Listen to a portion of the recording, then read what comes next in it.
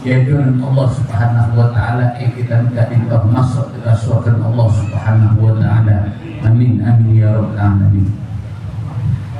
Sehingga betul kalau kita makin kita odi itunya sangat butuh dekat sosok yang kita tiru dalam satu aspek kehidupannya. Walaupun panjenengan sangat butuh, mari kita kalau bahasakan itu bukan hanya sangat butuh, tapi sangat wajib. Betul kalau kita mengagumi sosok yang mana saja aman-amanlah aktivitasnya diridhoi oleh Allah Subhanahu wa taala. Sehingga betul kalau berpanjenengan kita bisa menjadikan sosok kita sebagai panutan korban panjenengan dalam satu aspek kehidupan korban panjenengan itu niatnya kita.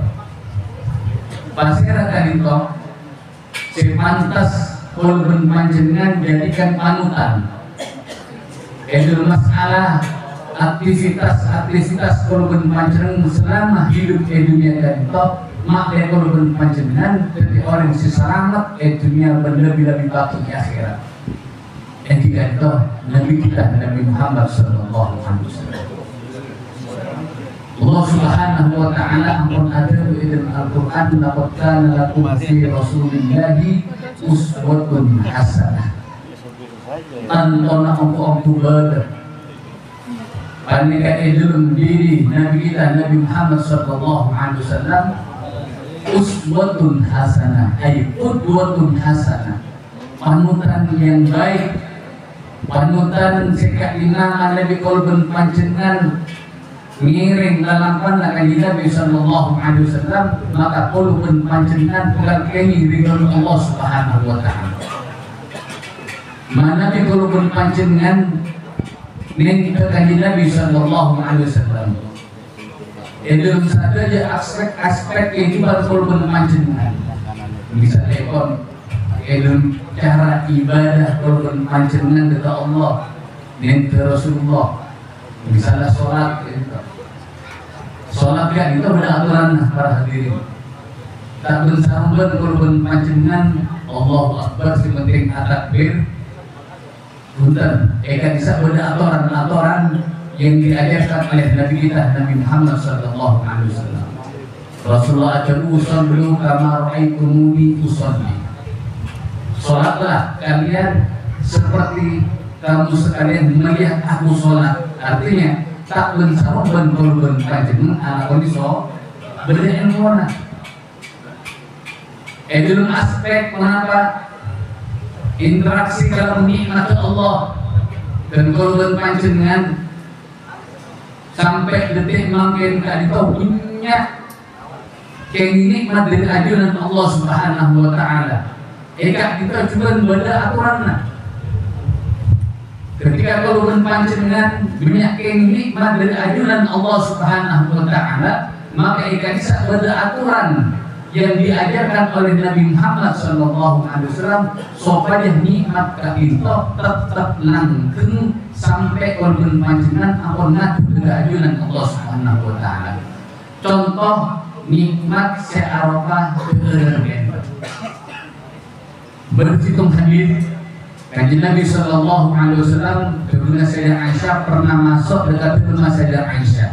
Ketika masuk dekat rumah Sayyidah Aisyah, temu-temu ke tanah kadito ke lantai ya belum Sayyidah Aisyah radhiyallahu anha beda sepotong roti ini si ibu yang sebenarnya itu saya Rasulullah ikut roti kadito diusap bersih saya Rasulullah kemudian tekan. Lantas kanjeng Nabi sallallahu alaihi wasallam ada berkata Sayyidah Aisyah radhiyallahu anha, ya Aisyah hassini jiwara ni'amillahi azza wa jalla qallama nafar an ahli baitin ka'adat tarji'u ilaihim. Wahai Aisyah, bagus sababna dekat banyak nikmat Allah. Ketika kau nak arahkan ke paling Allah nikmat bagus.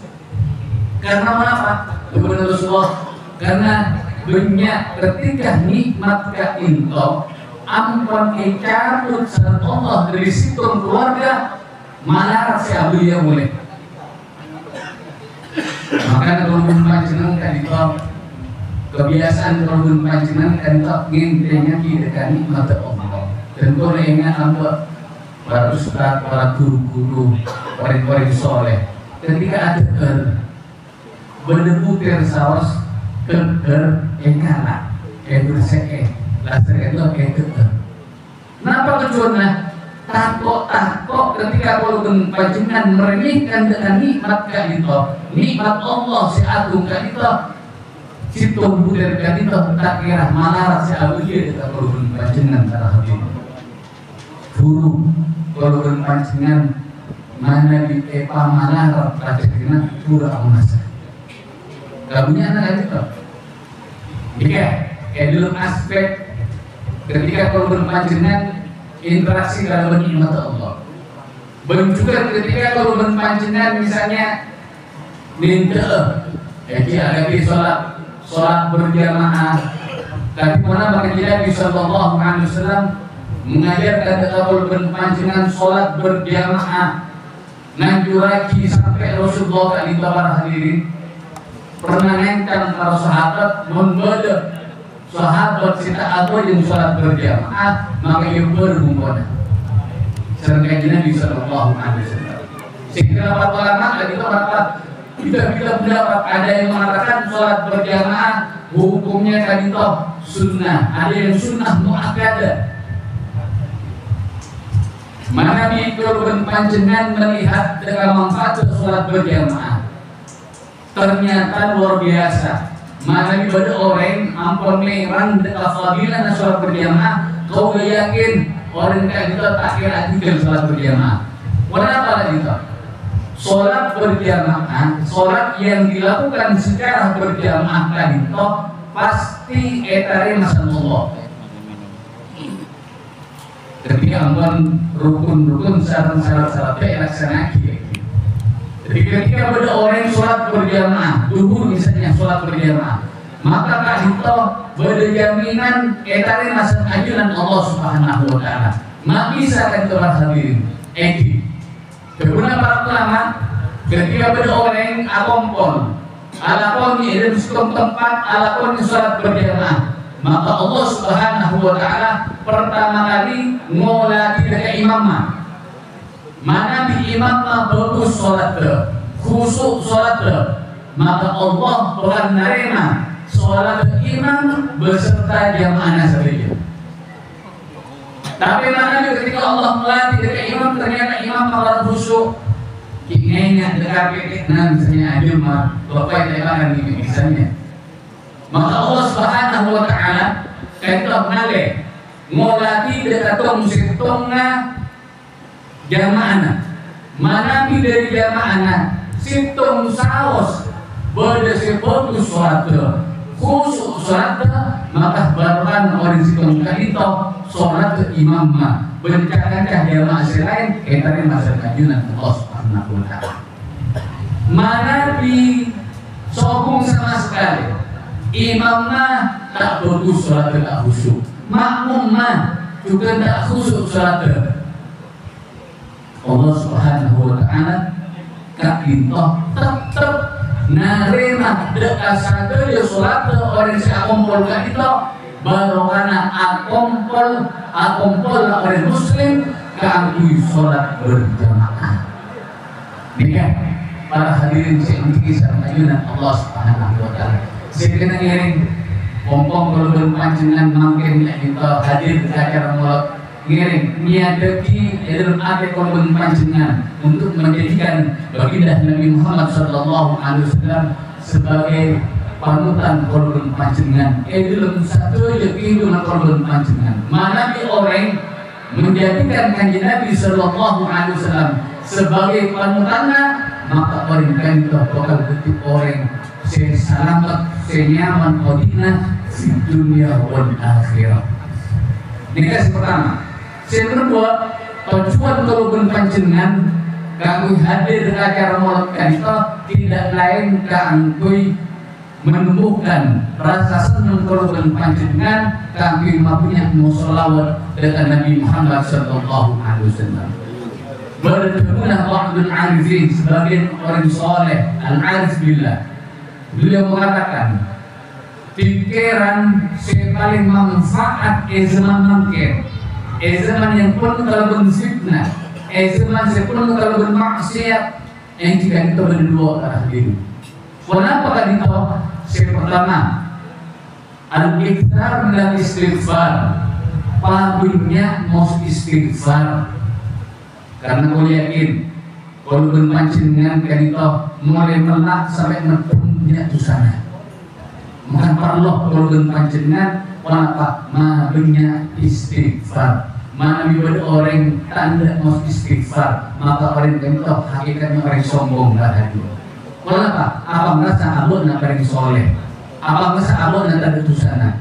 Tapi mana di orang kan itu senang mau istighfar kepada Allah, maka orang ini adalah betul-betul kabulun Allah Subhanahu wa taala. Betul-betul orang siapa merasa abot dan kita orang yang apes kabulun Allah si apes si puto dan keampunan berrahmat Allah Subhanahu wa taala. Ini yang pertama. Sikap kedua kepada beliau al-ikthar minas sholati ala Nabi Mukhtar. Mabunya mau selawat dekat Nabi Muhammad sallallahu alaihi wasallam. Apa satu tolong berpancingan maepakan binyak mau sholat dengan Nabi Muhammad sallallahu alaihi wasallam.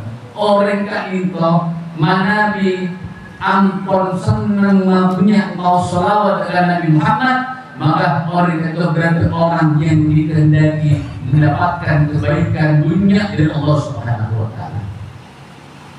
Paling sakoni orang manabi senang mau sholawat sekalian saos mau salawat kepada Nabi Muhammad, maka bakal ingin berbalas dari Allah Tuhan. Sabolo minimal sabolo. Sekalian mau salawat minimal ingin sabolo rahmatullah. Yang kedua, mana bila orang mau salawat kepada Nabi Muhammad sallallahu alaihi wasallam, salawat kepada itu pasti diterima sama Allah barangkali dengan Nabi sallallahu alaihi wasallam. Ibadah yang pasti diterima yang kita itu ibadah mau salawat kepada Nabi Muhammad sallallahu alaihi wasallam. Mana ibadah selain sholat kalau berpancingan, zakat kalau berpancingan, puasa kalau berpancingan, yang ibadah kita terima, boleh kita terima. Tapi mana ibadah salawat kita boleh jaminan dari Allah kita terima. Anak apa sebab yang kita itu karena barukan dengan Nabi sallallahu alaihi wasallam. Sehingga dari kantor giring jadi waktu kantor kalau berpancingan keluar dari tempat kantor buka Allah Subhanahu wa taala masana kalau berpancingan keampun ingin ke dalam tanah baginda Nabi Muhammad sallallahu alaihi wasallam. Kemudian yang kedua yang kita senang mau istighfar dari ajudan Allah Subhanahu wa taala. Yang kedua yang kita senang mau selawat dekat baginda Nabi Muhammad sallallahu alaihi wasallam. Ketika kalau berpancingan rohan dari teku, insyaallah berkorban panjenengan dari orang si selamat di dunia wal akhirah. Amin amin ya rabbal alamin. Mungkin misalkan kita bisa saya bisa bertemu bagi para lebih atau dan dalam sapara. Wallahu muwaffiq ila aqwamit thoriq. Wassalamualaikum warahmatullahi taala